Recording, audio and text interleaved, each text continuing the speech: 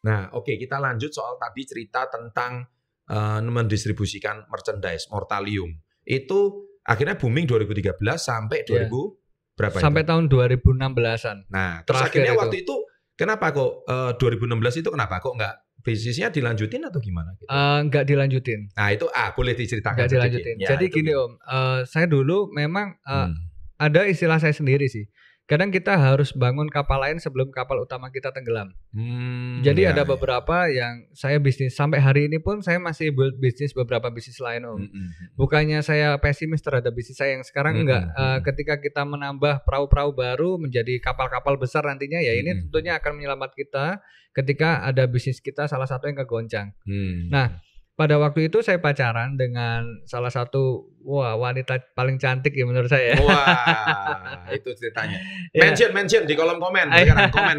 Yang tahu siapa itu mantan pacarnya itu. Mantan pacar yang sekarang udah jadi istri. Dan ngomong-ngomong barusan lahiran anak kedua. Baru lahiran. Kita kasih congratulations Waduh. ya. Anak kedua ini rezekinya bertambah ini ya. Iya. Oke, terus? Jadi pada waktu itu sama si istri saya ini pada waktu itu pacar sih Om. Pacar terus istri ini kan awalnya dari nol banget juga. Betul. Beliau ini saya kenal waktu itu masih kerja di tempat pengiriman barang, ekspedisi. Jadi beliau nulis-nulis loh. Bagian admin. Bagian admin di kantor yang mohon maaf kantor kecil banget. Kantor kecil banget. Dan barang-barangnya di situ karung-karungan semua kayak gitu. Iya. Karena istri saya kerja di situ karena memang kan sangat dekat dengan rumah. Karena motor juga nggak ada pada waktu itu. Iya. Dan handphone juga pada waktu itu syukur nyala aja dia. Saya kenal karena pada waktu itu sempat ngeband di daerah rumahnya Om. Itu kan ngeband kan juga kayak semacam kayak apa ya hiburan gitulah waktu itu kan. Beliau datang karena semuanya pakai baju metal. Beliau ini kan nggak tahu metal sebenarnya kan. Beliau datang ini kan karena dekat rumahnya. Pakai baju bunga-bunga gitu biasa. Nah, itu malah saya ajak kenalan waktu itu. Malah jatuh hati ya. Iya. Terus setelah itu kan memang kita mulai ini saya masukkan dulu waktu itu di tempat ada namanya Roxy. Roxy itu kayak Quicksilver DC itu loh. Yang ada di pusat perbelanjaan. Pada waktu itu beliau kerja di situ, saya masukkan untuk belajar. Untuk belajar bagaimana mengenal brand. Karena saya sendiri juga orangnya senang brand juga Om. Saya orang yang lumayan ngikutin merek-merek kayak gitu juga. Nah, pada waktu itu istri saya belajar dan akhirnya saya suruh untuk usaha. Usahanya pada waktu itu ya. Jadi waktu itu dia kerja langsung ditarik. Memang saya jadi saya training dulu Om. Tapi saya kan dari dulu orangnya memang agak unik ya. Uniknya gini. Kalau saya yang training, orang ini nggak dapat penghasilan. Maka saya untuk memperbaiki mindset dia, saya harus tempatkan dia di waktu itu Tunjungan Plaza. Di Roxy itu Om, toko retail, grey retail yang memang dia berjualan barang-barang cewek. Nah, setelah di situ, maka dia untuk ilmu salesnya dia, untuk ilmu marketingnya dia kan bertambah. Nah, ketika sudah di situ dia menguasai ilmu itu, ya jujur saya suruh untuk memilih. Magang lah ya di sono. Iya. Saya untuk memilih. Ini calon suami yang pintar. Makanya anak-anak muda kalau pacaran itu jangan cuma pacaran tok gitu. Iya. Langsung membangun masa depan gitu. Iya. Nice, keren. Terus nah, setelah itu kan saya nyoba dia untuk berjualan. Pada waktu itu jualan pertama dia itu baju-baju second hand. Pada waktu itu pertama kali. Nah, ketika jualan baju second hand juga nggak semulus sekarang Om. Pada waktu itu di awal itu nggak laku. Dagangannya dia tuh nggak laku, sama sekali nggak laku. Gimana itu? Sedih ya nangis. Ya pasti, dia nangis. Tapi saya nggak mati akal. Teman-teman saya, ya ini kalau yang nonton teman-teman saya pasti ketawa lah mereka lah. Karena teman-teman saya ini pada waktu itu saya teleponin semua untuk bro, kamu butuh nggak kayak baju-baju flannel kayak gini ya kan, baju-baju kemeja. Pada waktu itu kan lumayan hits juga. Dia bilang, bro nanti ya, kenapa? Alasannya apa? Karena nggak ada duit katanya. Ya wis, pakai duitku sih. Saya waktu itu kan ekonominya sudah lumayan pakai duitku sih. Mereka saya kasih uang. Saya kasih gitu, saya suruh beli punyanya istri saya. Padahal itu saya yang suruh sih. Supaya membesarkan hatinya. Supaya membesarkan hatinya. Ketika itu langsung kan semuanya kan dibeli. Dibeli semua, wah dia seneng dong. Dia seneng terus dia akhirnya kita evaluasi. Kemarin kita ada yang salah. Maksudnya gini, salahnya adalah kenapa kita kemarin memilihnya itu yang termurah. Padahal kita kalau sekarang ambil yang terbaik kayak ini, lihat nih, ada beberapa yang barangnya bagus diambil lebih dulu karena kenapa? Karena bagus. Kita nggak semuanya itu karena murah aja. Betul.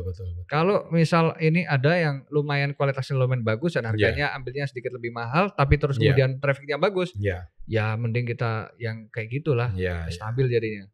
Jadi artinya memang pertama udah naksir, terus sekaligus wah kayaknya ini mau jadi pasangan saya harus di training ini. Benar. Nah dan akhirnya setelah dibeli kan happy ya perasaannya ya. Happy. Dan dia tahu nggak kalau itu orang suruhanmu gitu? Akhirnya tahu itu ketika kita sudah nikah. Ini kayaknya menarik ini ceritanya. Iya. Ini seru. Ini seru. Terus akhirnya waktu pacaran, gaya pacarannya masih sama kayak anak-anak muda nggak sih? Sama sih. Sama ya. Kita tetap nongkrong di warung, nongkrong di kafe. Ya kalau misal duitnya lagi banyak, nonton bioskop, terus kita nonton event bareng. Normal ya. Seperti anak pacaran pada umumnya ya. Pacaran pada umumnya. Cuman yang bedanya membangun bisnis dan masa depan bersama. Jadi, nah itu rungokno itu. Rungokno rek. Iya. Ini jangan cuman sekedar pacaran doang. Maunya enak doang. Habis itu hilang. Gitu ya. Jadi ada beberapa kata-kata yang sering sekali saya ungkapkan. Karena namanya cewek ini worry ya. Cewek ini kan dia kan khawatir masa depannya dia seperti apa. Betul. Butuh kepastian, wanita butuh kepastian. Iya, karena pada waktu itu jujur, wah style saya itu hancur banget ya kan, gondrong banget. Ya tapi saya ada kata-kata saya yang sering saya ungkapkan tuh kayak semacam, wis tenang aja lah, tenang suge, tenang aja. Suge, aku suge, aman. Menarik sekali. Jadi artinya itu ya berarti yang namanya wanita itu kan butuh masa depan dan masa depan kepastian. Benar. Jangan sampai saya ini pacaran tapi nggak serius gitu. Berarti kalau di mata mertua itu menantu idaman nggak sih kalau modelnya gondrong gitu? Pertama first impression jujur pertama kali ketemu bapaknya, wah rada gak disapa sih. Siapa yang mau punya mantu model kayak gini? Saya jadi bapaknya bojomu pun juga. Wah meragukan ini gimana ini? Terus akhirnya gimana? Kok bisa menaklukkan hati calon mertua itu gimana? Saya percaya kalau word is power. Jadi keren kata-kata kita itu adalah senjata kita. Jadi begitu saya ngomong, ya kan. Orang untuk kita orang lain menyepelekan kita itu udah biasa. Saya sudah mengalami banyak hal tentang itu. Tapi begitu saya dikasih kesempatan buat berbicara, saya langsung jelaskan plan saya. Ini set plan saya seperti ini semua nih. Jadi saya nanti pada waktu itu saya panggilnya juga kan bapak kan. Gini Pak, saya jelaskan ya. Saya sekarang lagi kuliah saya di ITAS desain produk. Saya sekarang seperti ini, saya punya band, saya punya ini segala macam. Ketika saya ngomong seperti itu dengan tampang saya ya kan yang gondrong, ya yang jelek, orang tuanya tuh langsung kayak speechless gitu. Waduh, ini orang lumayan juga ya kan. Jadi dia udah nggak bisa berkata apa-apa. Nggak menjadikan tapi softwarenya keren gitu. Jadi pada waktu itu orang tuanya juga langsung oke, nggak apa-apa, tapi ya dijaga ya tolong ya gitu. Tips itu bisa kamu terapkan guys untuk menaklukkan hati calon mertua. Menaklukkan hati pujaan hatimu. Benar. Jadi pandai presentasi sih guys. Ya memang kita menjual sesuatu kan. Ini menjual masa depan kan. Menjual masa depan. Keren. Ternyata memang bakat menjualnya sudah ada. Oke, terus singkat cerita, kenapa usaha itu ditutup?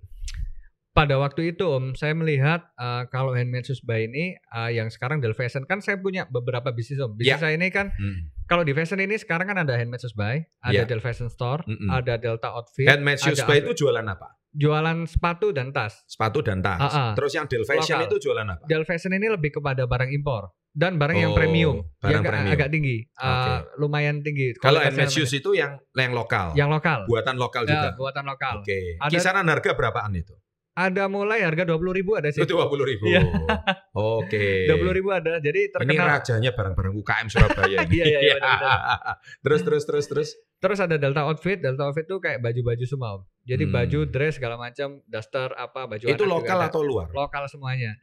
UMKM Indonesia semua yang ngerjain. Made in Indonesia. Iya, yang Del Fashion tadi yang impor. Oh, yang Del Fashion impor. Jadi ada kombinasi. Bener. Keren. Terus akhirnya usaha yang tadi 2016 itu Jadi saya melihat peluang bahwa bisnis yang tadinya istri saya jualan barang second menjadi barang baru, ketika di develop kok semakin bagus ya. Nah, saya lumayan melipir ke handmade akhirnya sama Delva. Ketika saya fokus di situ, akhirnya Mortalimnya ini agak sedikit terganggu. Ada sedikit terganggu. Nah, ini atau mungkin trennya juga sudah berubah. Trennya juga sudah berubah karena gini Om, clothing ini trennya tuh kenceng banget, cepet banget dibandingkan barang-barang cewek. Kalau barang cewek ini memang memang dia sekarang gini deh Om. Kita punya sepatu ya kan. Ini kalau kita sendiri rata-rata kan kita cuma punya 2-3 sepatu tuh cukup. Betul. Gitu loh. Kalau cowok ya. Kalau cowok. Kalau cewek, waduh, bisa sampai puluhan, ratusan. Nah, saya kan di bidang fashion ya. Betul. Saya sendiri sepatu memang punya lebih dari 30. Betul. Nah, iya, istri saya sepatunya lebih dari 250. Guys, itulah sebab kita suka bisnis sama cewek, guys. Bisnis Om juga kan. Sama. 80% barang cewek. Makanya. Lebih konsumtif. Betul. Ya, memang enggak semuanya kita branded ya. Cuma memang kita saya sendiri memang senang untuk ini Om, untuk koleksi barang-barang fashion kayak gitu. Nah, istri saya kan saya lihat, wah ini potensinya kok lebih gede ya ternyata ya. Nah, itu sudah married belum waktu buka usaha baru itu? Belum. Pacaran dulu. Masih pacaran. Nah, pacaran mulai tahun berapa sampai berapa akhirnya married? Pacaran pada waktu itu mulai tahun 2010 sampai tahun 2015 akhir pada waktu itu. Terus itu married, terus resepsinya tanggal 11 Januari 2016. Berarti pacaran cukup lama ya? Cukup lama, 5 tahun. 5 sampai 6 tahun. 5 tahun pacaran ini ada yang mau nyaingi saya. Saya pacaran sama istri 7 tahun. Ya, kita karena fokus di bisnis dan pada waktu itu juga kita nggak ada kayak semacam, ya bukannya apa-apa ya kan sekarang banyak tuh cowok-cowok tuh yang kayak mentang-mentang dia udah punya duit dikit terus mainin cewek ini cewek itu segala macam ya kan. Kalau saya waktu itu cewek cukup satu aja lah, istri cukup satu aja. Kita fokusnya kita bermainnya itu bukan di bisnis, bukan memainkan hati wanita. Tuh dengar tuh pria buaya darat, yang hidung belang ya kan. Jadi suksesnya Mas Tom sekarang nggak lepas dari peran dari mantan pacarnya. Iya benar. Itu penting sekali. Karena saya percaya karir di sebuah rumah tangga itu, apalagi di konten SB30 banyak ya. Kita suksesnya pria itu nggak lepas dari peran dukungan seorang wanita. Lah masa wanita yang mendukung kita dari nol, hari ini kita permainkan kan nggak pantas. Benar. Malah hancur gitu. Iya. Ya, para wanita akan komen dan setuju. Gitu. Hatinya seneng banget gitu ya. Komen ya. Oke, terus gini. Baik, akhirnya married itu dengan pesta yang mewah atau enggak Om? Boleh diceritain. Fotonya kan ada, Anda bisa lihat ini. Ada. Gimana itu? Sangat sederhana sekali. Jadi kita pada waktu itu ada namanya Gedung Flamingo di Surabaya, itu kan terkenal murahnya. Gedung Flamingo? Iya. Yang di Genteng Kali itu? Bener. Mantan klub malam itu. Iya. Jadi kan kuadenya udah ada Om. Kuadenya udah ada, musiknya udah ada, semuanya udah ada. Jadi kita tuh di situ itu cuma bawa badan aja. Karena semuanya di situ, segala makanan, segala sesuatu kan udah ada Om. Kan paket hemat ya. Paket hemat. Jadi teman-teman ya memang kalau memang budgetnya sangat kurang emang di situ. Ini bukan promo sih, tapi saya terbantu banget. Iya. Kalau nggak ada Gedung Flamingo nggak tahu deh waktu itu deh. Karena sebenarnya uang kalau misal kita memaksakan tuh ada sih Om. Kalau kita misal memaksakan uang semuanya untuk ini, tapi supaya pestanya kelihatan wow gitu ya. Tapi saya bukan tipikal seperti itu. Jadi saya lebih baik kita ini uangnya ditabung untuk tambahan modal usaha pada waktu itu. Saya tuh gaya pamer-pameran kalau uangnya memang sudah benar-benar berlebihan. Betul. Tapi kalau belum ya janganlah. Jangan ya. Janganlah. Itu dengar ya. Seringkali manusia, anak muda terutama. Anak muda ini kan kontrol dirinya agak susah. Karena emosi masih anak muda, gejolak muda. Jadi supaya terlihat keren, terlihat wow, terlihat mewah, tapi hutang sana, hutang sini. Lah itu yang nggak bagus sih. Ancur-ancuran buat apa ya? Apalagi dengan adanya Instagram sekarang kan orang udah pamernya luar biasa kan. Apalagi nggak mau kalah sama temennya, nggak mau kalah sama pujaannya. Nah ini menurut saya kisah Mas Tom ini bisa dijadikan satu kisah inspirasi. Mampu tapi memilih untuk menunda. Ya, itu namanya delay gratification atau menunda kenikmatan. Oh gitu ya. Nah itu ada, itu luar biasa. Jadi Mas Tom melakukan ini dengan benar, dengan keterbatasan apa yang ada. Jadi meritnya sangat sederhana. Sederhana meritnya. Pada waktu itu pas kita pernikahan Om, jujur kan kita memang rekeningnya beda-beda tuh waktu itu. Iya. Tapi kita memang ada kesepakatan. Begitu kita merit, uang, dan semua usaha kita memang harus dijadikan satu. Oke. Kenapa? Karena memang saya percaya kalau kita ini bisa saling melengkapi. Saya ini Om ada kelemahan ketika saya ketemu teman-teman tuh kadang-kadang tuh terlalu berlebihan. Iya, jadi ayo sembarang gampang. Istri kan enggak. Nah, tapi saya juga saya decision maker yang bagus dan saya juga orang strategi yang bagus. Istri orang operasional dan istri orang finance yang bagus itu istri. Betul. Nah, akhirnya kita saling melengkapi dan pada waktu itu ketika usaha kita di merger semua, Mortalium, Handmade, Delva, ya kan, kita merger, jebret. Nah, kita di situ tuh mulai memilih, memilih untuk mana yang paling berpotensi untuk di-blast. Lah, Mortalium kan pada waktu itu kurang bagus ya. Trennya udah lewat. Trennya udah lewat, turun, mau nggak mau, saya harus memang mengembangkan sesuatu yang menurut saya lebih berpotensi. Ya. Nah, ketika saya kembangkan, wah ini kok ternyata luar biasa potensinya. Sekarang sudah punya anak usaha berapa total? Sekarang kalau anak usaha total Om ya, hampir 10 sih. 10 bidang usaha dan anak usaha? Iya, anak usaha berbeda-beda. Anak usaha beda-beda. Ya. Boleh disebutin apa aja? Yang tadi apa Delvation? Ada Delvation, ada Delvation, Handmade, Delta Outfit. Itu baju-baju ya? Iya. Nah, terus ini ada yang Avesus ini mau dihajar lagi. Avesus itu apa? Ada kayak sepatu sneakers premium sepatu sneakers ya. Terus yang kelima? Ada Master Project. Master Project itu apa? Master Project ini interior design. Interior design. Ya. Terus ada juga Delta LED. Delta LED. Ya. Perusahaan LED. Saya juga pernah nyewa LED. Pernah. Saya pernah nyewa LED-nya. Terus yang ketujuh? Terus ini ada baru kan Ngikan itu. Ikannya ya, kerja sama Mas Hendy sama Taslim itu. Betul. Terus ini juga ada beberapa usaha sih Om yang habis ini mau di launching ya. Iya. Keren.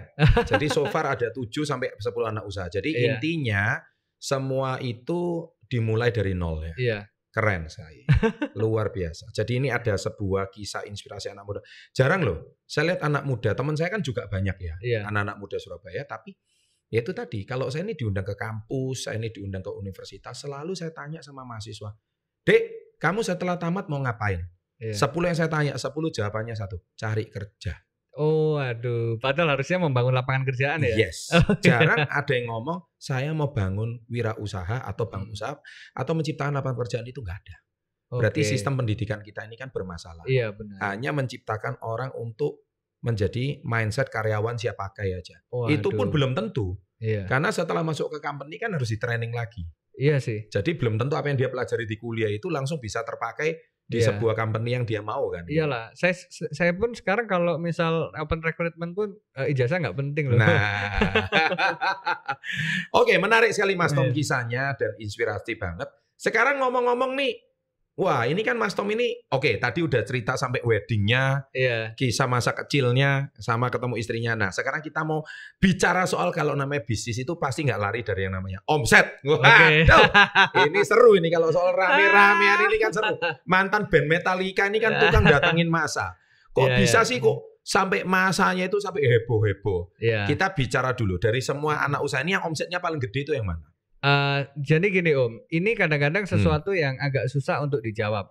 Tapi kali ini saya akan jawab. Oke. Ya, karena ketika saya ketemu dengan beberapa orang dan saya ditanya usaha saya apa.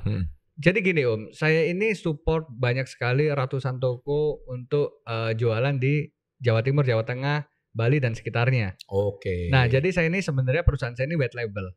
Iya. Jadi orang-orang bisa bikin di saya dengan brand-brandnya masing-masing. Nah, masalahnya ini privasi Om. Betul. Saya nggak bisa mengungkapkan brand siapa saja yang bikin di saya. Karena ya memang gimana ya? Ini karena kita sudah berkomitmen untuk menjaga nama mereka. Untuk biar orang-orang nggak tahu kalau itu bikinnya di kita. Tidak boleh dipublikasikan. Tidak boleh dipublikasikan. Karena ini masalah privacy. Brandnya, kliennya Mas Tom ya. Tapi memang teman-teman bisa kalau misal pengen tahu ya bisa langsung datang ke tempat saya aja. Baru saya akan memberitahukan biasanya. Saya minta izin dulu kepada yang punya brand, kepada orang yang memang mau bikin brand tadi. Kalau saya beritahukan di publik kayaknya kok kurang bijak ya. Sama sekarang kalau omset kan memang sesuatu yang agak lumayan ini Om ya, sensitif ya. Tapi gini deh, kalau karyawan sih saya sekarang secara incas 150 orang. 150 orang ya, karyawan. Ini karyawan yang memang saya bayar bulanan. Untuk tukang sendiri untuk orang-orang yang bekerja di saya, mulai tukang potong, tukang jahit, tukang pola ya itu kan soalnya ini ya jual outfit ya, jual baju ya. Itu sekarang saya mempekerjakan mungkin 1.000 orang kurang lebihnya. 1.000 orang itu karyawan tetap atau cuman outsourcingan? Itu bisa dibilang karyawan outsourcing tapi yang tidak pernah putus sih orderannya. Keren. keren. Jadi secara nggak langsung sudah ngasih job ke ribuan orang. Karyawan tetap 150 orang. Jangan-jangan kamu nonton video kali ini kepingin ngelamar jadi karyawan ya. Berarti salah nonton. Ini channel ini hanya untuk merangsang orang untuk jadi wirausaha. Tapi it's okay karena kisahnya tuh inspirasi banget. Bicara kembali soal omset. Saya nggak lari-lari dari omset gitu ya. Gini deh, kira-kira dari usaha semua itu yang paling booming itu nggak apa-apa. Yang usaha yang mana? Yang bagaimanapun yang white label, yang handmade ini paling booming sih. Handmade ya, handmade itu yang lokal punya. Karena memang kita satu brand, tapi kita bisa ngerjain puluhan brand, bahkan 100 brand ada. Orang-orang yang besar di online shop, di Shopee, Tokopedia, Bukalapak segala macam sesuatu itu, ya mayoritas sih kalau fashion ya kadang bikinnya di kita juga sih. Keren. Jadi ini ada satu, beliau ini bisnisnya adalah white label company ya. Mungkin kayak Marklun gitu lah ya. Benar. Seperti kayak Marklun ya. Jadi itu betul-betul banyak brand nggak cari di luar, tapi inilah orang dibalik brand-brand yang cukup terkenal dan jadi, besar. Buat teman-teman mungkin yang mau bisnis fashion, mau nambah toko-tokonya kan Om ya. Kadang gini Om, ini trik saya Om. Ini trik saya yang sebenarnya paling menghasilkan banyak uang tuh di sini. Jujur aja ya. Saya kadang-kadang melihat toko-toko yang ada di luar kota ataupun luar pulau. Toko ini sebenarnya sudah jalan, tapi dia kadang-kadang tidak ada barang-barang yang segmentasinya seperti saya. Langsung saya tembak Om. Mau nggak saya suplai kayak gini. Kalau memang tokonya sudah kuat, bahkan saya pun support tanpa mereka beli sama sekali pun kita mau drop barang. Nah kadang-kadang ada juga beberapa teman dekat saya yang, Mas saya ada ruko di sini kosong. Ini gimana ya? Saya lihat dulu. Oh tempatnya lumayan strategis nih. Dari situ saya support Om. Bener-bener, ayo kamu sekarang tokomu direnovasi segala macam. Renovasinya itu kayak gini. Udah siap, nanti saya drop barang saya Om. Dan itu benar-benar saya ngasih loan, ngasih pinjaman dia. Kalau barang itu laku ya ayo, kalau nggak laku ya nggak apa-apa. Tapi biasanya sih kalau misal saya sudah brandnya dia langsung brandnya dia. Dan Anda support saya dulu, support memberikan piutang gitu ya. Benar. Oke. Dan itu yang kemungkinannya itu besar sekali untuk berhasil sih. Jadi buat teman-teman kan ini kan kayaknya yang lihat Om Chandra ini channel Sukses Before 13 ini kan para pengusaha-pengusaha tuh.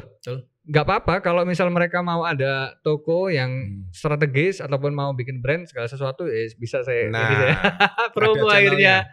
Ada promosi juga ini ya. Gak masalah. Nama channelnya apa ini? Jadi nanti buat teman-teman saya kan rajin abis ini kan bikin konten Om, Tom Liwafa Project. Tom Liwafa Project, jangan lupa di subscribe ya. Jadi ini kan saya mau bikin konten bagaimana untuk bikin brand dari awal sampai akhir. Ini saya mau bagi-bagikan tips itu Om. Tipsnya ya. Ya bagaimana kayak misal kalian bikin label tuh di mana sih dan harganya berapa. Terus ketika kalian mau bikin toko, apa aja yang perlu kalian siapkan. Itu memang saya mau bikin channel yang seperti itu Om. Jadi ini sebenarnya semangatnya Sukses Before 13 sih Om Chandra yang mau saya teruskan, dan maksudnya saya di situ untuk ikut gabung di situ, di mana Om tadi ngomong bagaimana caranya untuk Indonesia ini 1%-nya adalah entrepreneur. Betul. Nah, ini yang sebenarnya ikut mendukung ya. Saya ikut mendukung. Saya di belakang Om lah. Ayo kita sama-sama ya. Mendukung gerakan wirausaha Indonesia ya. Kita mendukung gerakan itu sih. Kalau anak-anak muda ini semuanya makmur, pekerjaannya bagus. Negaranya maju Om. Pasti maju dong. Bener. Mana ada waktu lagi untuk hal-hal yang nyinyir. Waduh parah sih orang-orang. Nyinyir tuh karena orang lapar ya. Iya benar. Iya, coba kalau kenyang masih mau nyinyir gak sih? Wahai kaum para lapar ya, yang nonton video saya kali ini, semoga konten kita yang kita buat kali ini sangat menginspirasi Anda semua, dan juga bisa membuat Anda terinspirasi gimana sih orang dari yang keterbatasan seperti Mas Tom aja bisa berhasil. Benar, Om. Oke, terakhir kembali pada omset.